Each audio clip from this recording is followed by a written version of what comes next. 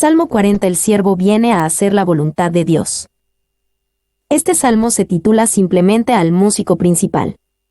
Salmo de David. Al músico principal. Bien podría un salmo tan precioso encomendarse especialmente al más hábil de los músicos sagrados. Charles Spurgeon. Salmo de David. G. Campbell Morgan especuló, en este caso, la razón del cántico con toda probabilidad fue la liberación de David de toda la larga experiencia de proscripción y sufrimiento, y el hecho de que lo habían llevado a su coronación. A proclamación de una gozosa liberación. 1:1-3. Los benditos resultados de esperar pacientemente al Señor. Pacientemente esperé a Jehová, y se inclinó a mí, y oyó mi clamor.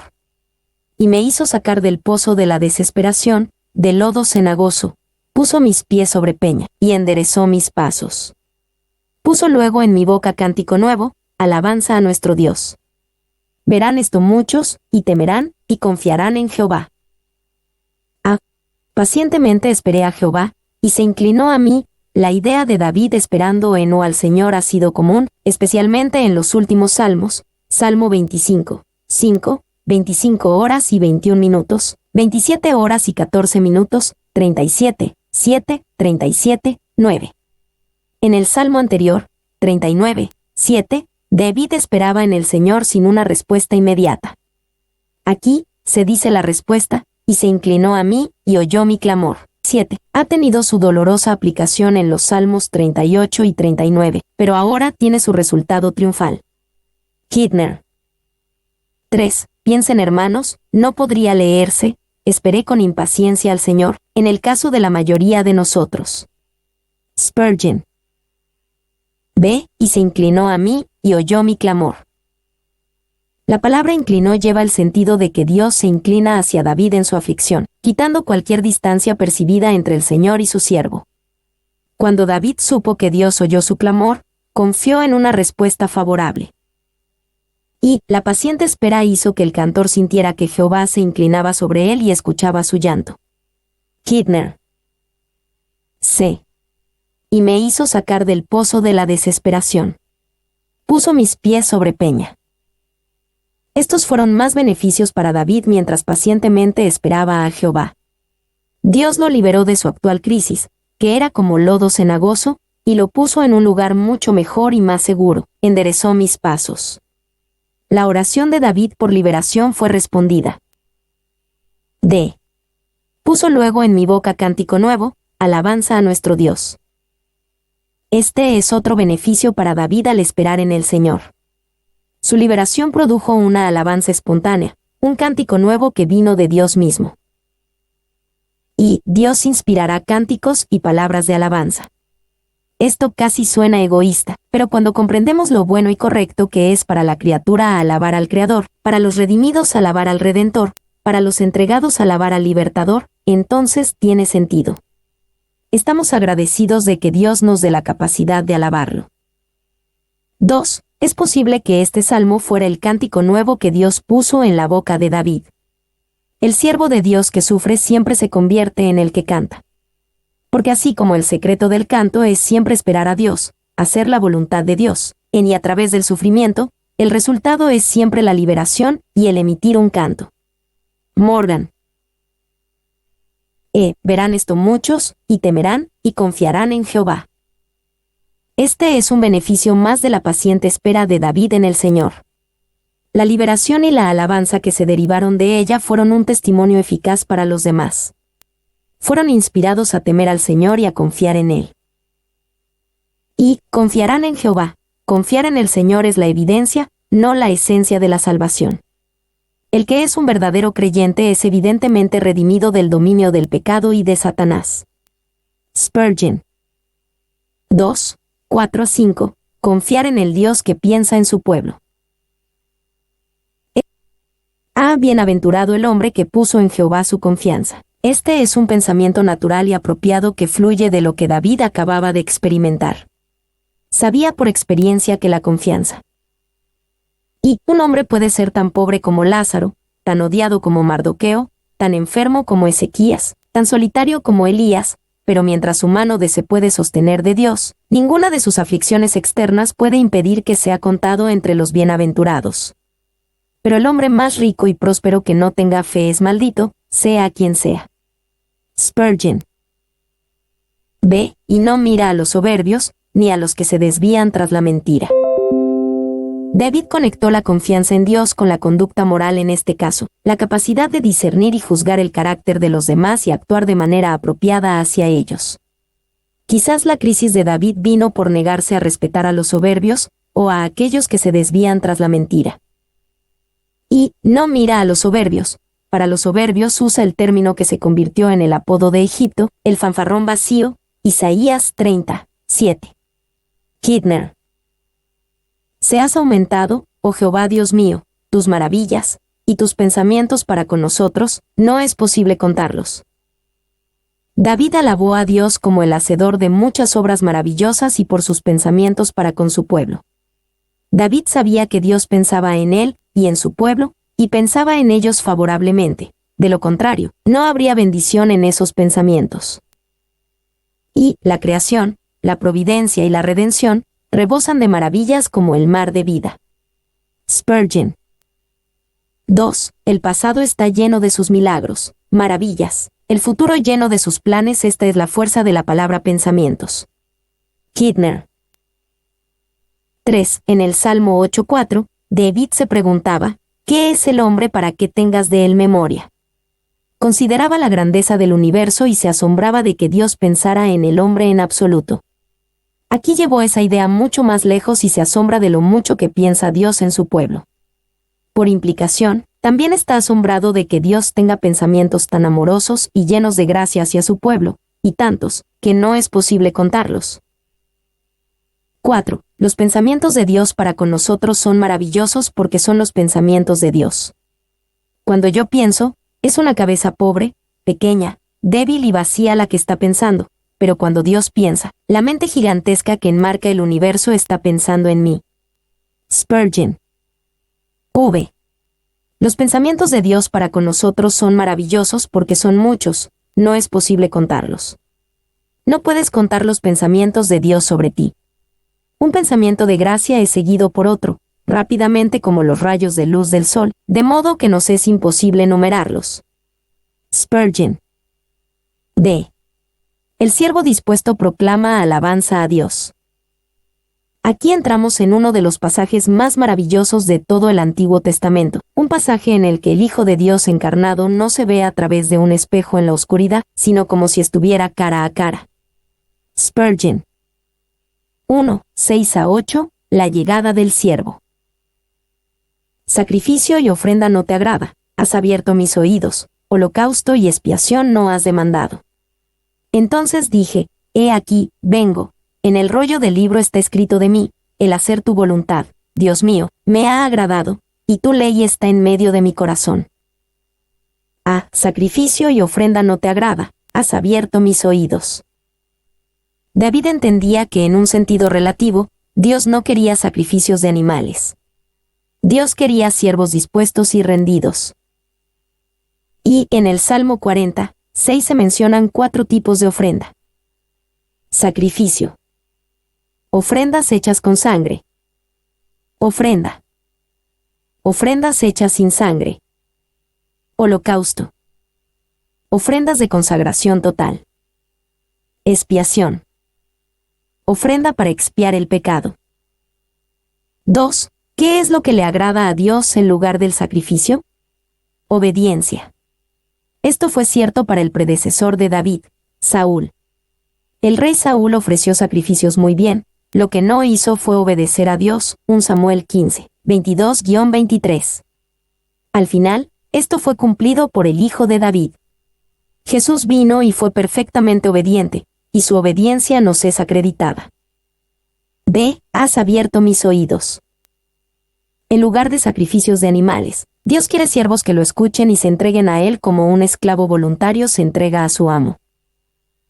Y David probablemente se refería a la costumbre de marcar a un siervo según Éxodo 21, 5-6, donde un esclavo que quería permanecer en la casa de su amo y en el servicio de su amo era marcado con oído abierto, esto es, Su amo le horadará la oreja con lesna, y será su siervo para siempre. Éxodo 21:6.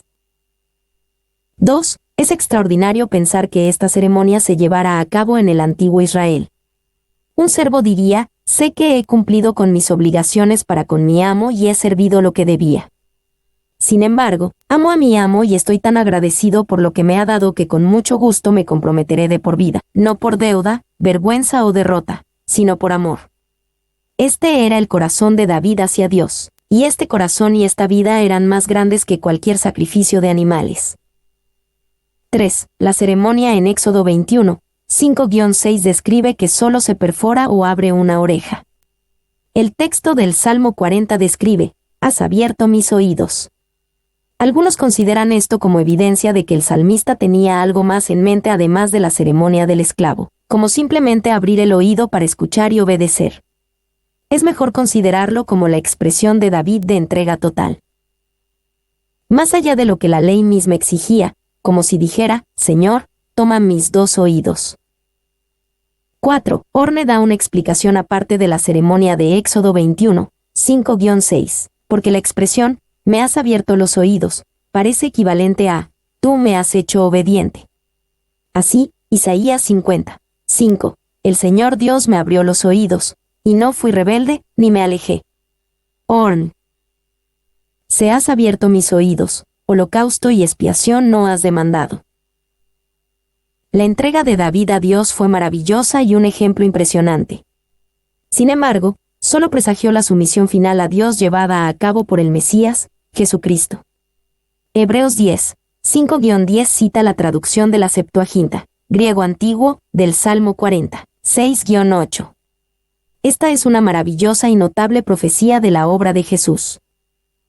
Muestra la insatisfacción de Dios en los sacrificios de animales, esperando un sacrificio perfecto. Holocausto y expiación no has demandado. Muestra que Dios el Hijo vino en un cuerpo preparado, la Septuaginta dice, pero tú me has preparado un cuerpo. 10:5. Muestra la venida abierta y pública del Mesías. Fue como si Jesús dijera, he aquí estoy yo soy aquel, he aquí, vengo.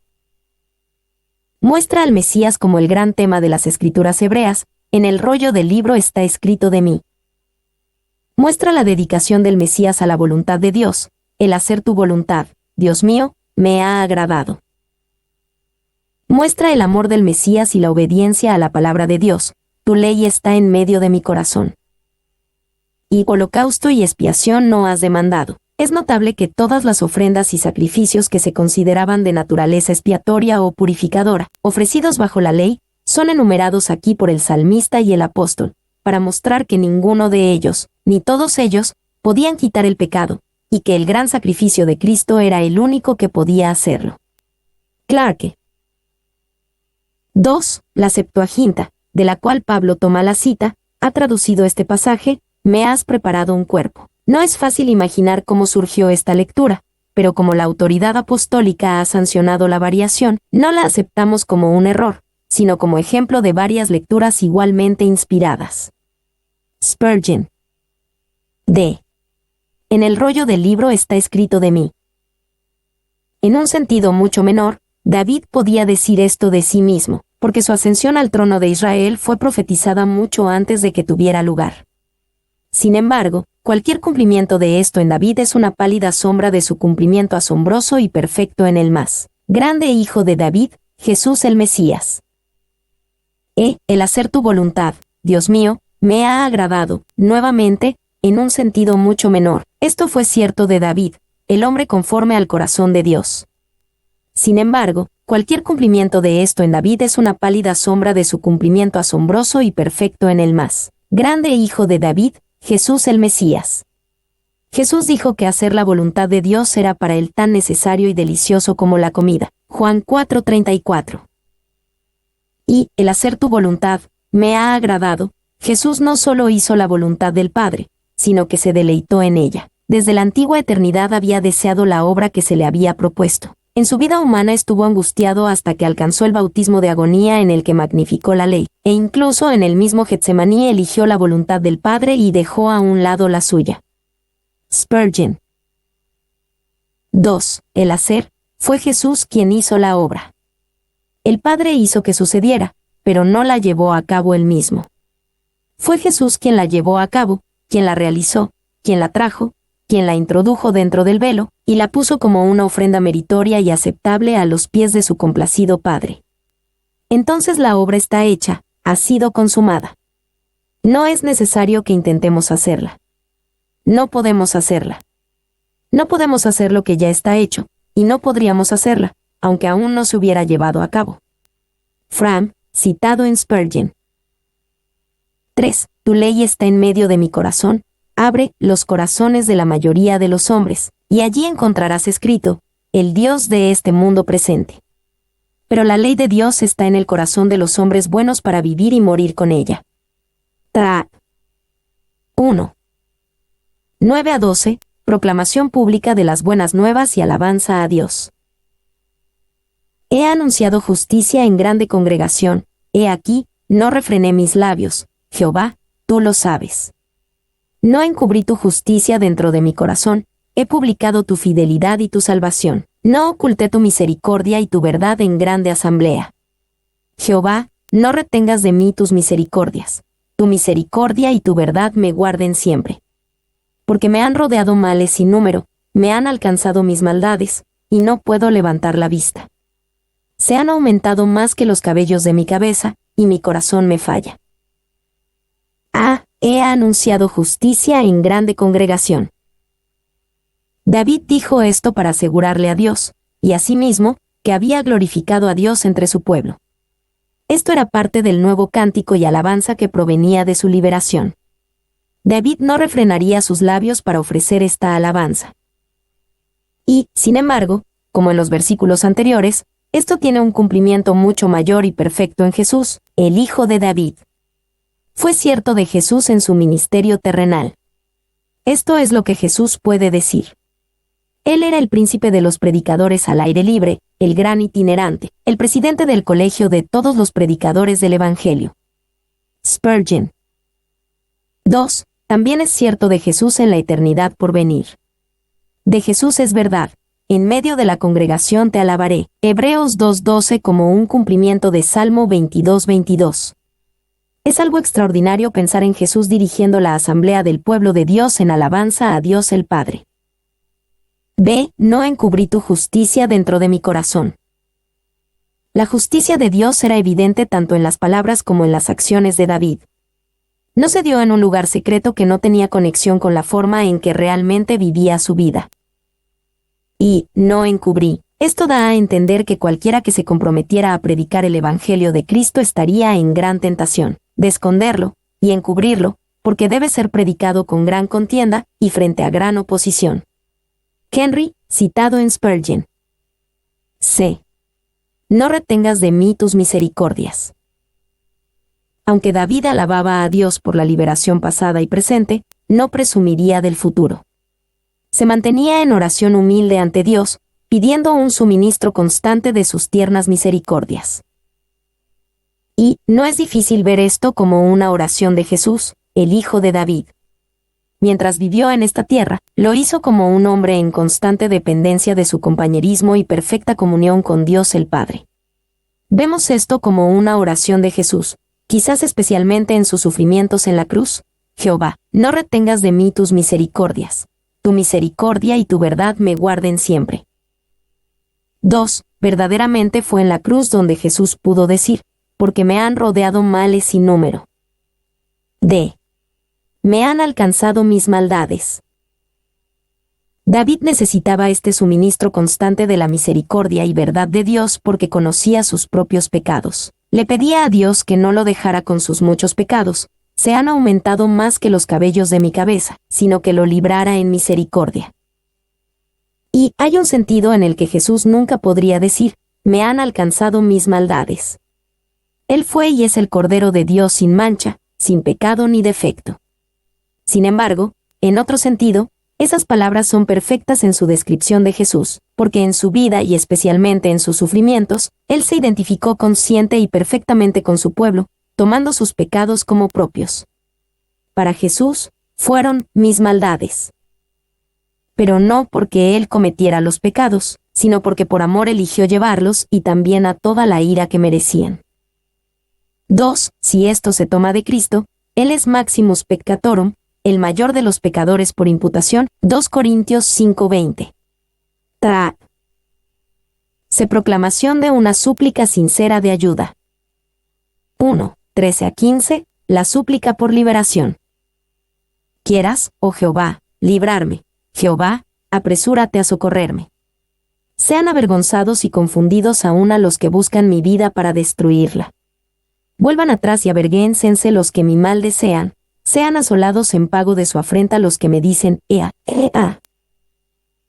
Quieras, oh Jehová, librarme. A pesar de sus muchas iniquidades, David podía confiar en Jehová y lo hizo para su liberación. Él formuló hábilmente la solicitud, no solo pidiéndole a Dios que lo liberara, sino pidiéndole a Dios que se complaciera en su liberación. Podía pedir con valentía porque creía que era coherente con lo que Dios deseaba. Y podríamos tomar este principio y aplicarlo a muchas de nuestras peticiones. Quieras, oh Jehová, perdonarme. Quieras, oh Jehová, corregirme. Quieras, oh Jehová, proveerme. Quieras, oh Jehová, sanarme. Quieras, oh Jehová, guiarme. Quieras, oh Jehová, bendecirme. Debería sorprendernos que el salmo comience con una alabanza triunfal y luego pida ayuda desesperadamente. ¿Hay alguna liberación en esta peligrosa e incompleta vida, tan completa y permanente que no deja lugar para futuros peligros? ¿No debe acompañar la previsión de los peligros venideros el agradecimiento por los escapes pasados? Maclaren. Ve, Jehová, apresúrate a socorrerme. Aunque David hizo su pedido con habilidad, también fue hecho con urgencia. David entendía que la ayuda demorada demasiado tiempo era lo mismo que la ayuda denegada. Sean avergonzados y confundidos aún a los que buscan mi vida para destruirla. Esta era la ayuda que buscaba David. Dios lo había librado en gracia. Salmo 40, 1-3, pero la amenaza permanecía. David oraba para que Dios avergonzara a sus enemigos y los confundiera. Y, como en muchos de sus salmos, David está en problemas. Sin embargo, uno no sabría esto por la primera parte del salmo. Sí, David necesitaba la protección y la ayuda de Dios y la pediría. Pero no podía olvidar ni descuidar la maravillosa liberación que Dios había entregado hasta ese momento, y dar una respuesta apropiada. 2. El salmista ora por la caída y la vergüenza de sus enemigos de acuerdo con los principios de la justicia y con la promesa de Dios de maldecir a los que maldijeran a los suyos. Benchmeren. 3. Los que me dicen, ea. Oh lector impío, si tal persona mira sobre esta página, cuidado de perseguir a Cristo y a su pueblo, pues Dios con seguridad vengará a sus propios elegidos. Sus IAES les costarán caro. Qué difícil les es dar coces contra el aguijón. 2, 16-17, alabanza con otra petición. Gócense y alégrense en ti todos los que te buscan, y digan siempre los que aman tu salvación, Jehová sea enaltecido. Aunque afligido yo y necesitado, Jehová pensará en mí. Mi ayuda y mi libertador eres tú, Dios mío, no te tardes. Gócense y alégrense en ti todos los que te buscan. David llamó al pueblo de Dios, al menos a aquellos que lo buscan, a ser felices en él, y a decir siempre, Jehová sea enaltecido. Y David pensaba que alabar a Dios era engrandecerlo, es decir, agrandarlo en la percepción de uno. En realidad, engrandecer no agranda un objeto y no podemos hacer más grande a Dios. Pero engrandecer a algo o a alguien es percibirlo como más grande, y debemos hacerlo con respecto al Señor Dios. 2. Y digan siempre los que aman tu salvación. Uno pensaría que el amor propio en sí debería hacernos amar la salvación. Sí, pero la aman porque es de Él, que aman tu salvación. Es el carácter de un santo amar la salvación misma, no solo como suya, sino como de Dios que lo salva. Godwin, citado en Spurgeon. Ve, aunque afligido yo y necesitado, Jehová pensará en mí. David pudo combinar su sentido de gran gozo en Dios con una evaluación realista de su necesidad presente. Seguro, en la verdad de que Dios se preocupaba por él y pensaba en él. David nuevamente apeló a Dios para que fuera su ayuda y libertador, y necesitaba que Dios hiciera esto sin demora.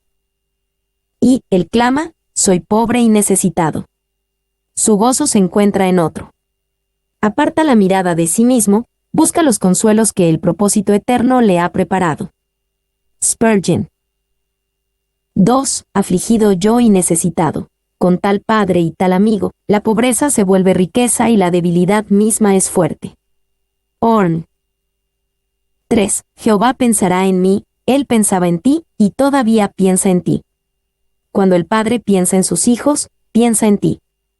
Cuando el gran juez de todos piensa en los justificados, piensa en ti. Oh cristiano, ¿puedes captar el pensamiento? El Padre Eterno piensa en ti. Spurgeon.